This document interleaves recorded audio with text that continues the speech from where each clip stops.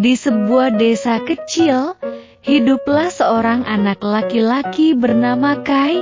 Kai sangat suka bermain di luar rumah dan menjelajahi alam sekitar.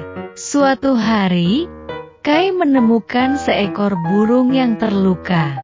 Burung tersebut memiliki sayap yang patah dan tidak bisa terbang.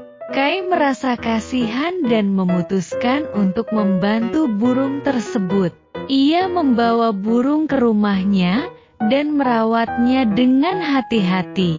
Kai memberikan burung makanan dan air, serta membuatkan tempat yang nyaman untuk beristirahat. Burung tersebut mulai merasa lebih baik dan Kai merasa bahagia. Ia merasa telah melakukan sesuatu yang baik.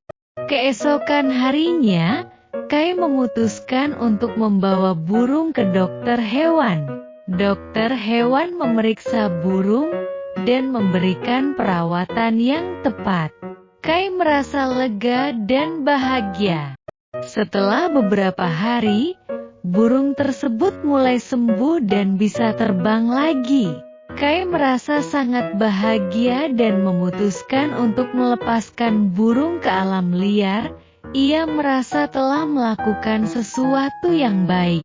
Burung tersebut terbang tinggi dan Kai merasa bangga. Ia merasa telah membantu makhluk yang membutuhkan. Kai memutuskan untuk terus membantu hewan yang membutuhkan.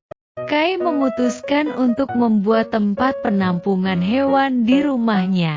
Ia meminta bantuan orang tuanya, dan bersama-sama mereka membuat tempat penampungan yang nyaman. Kai mulai membantu hewan-hewan lain yang membutuhkan.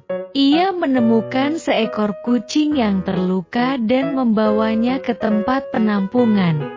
Kai merawat kucing tersebut dengan hati-hati. Kucing tersebut mulai sembuh dan Kai merasa bahagia.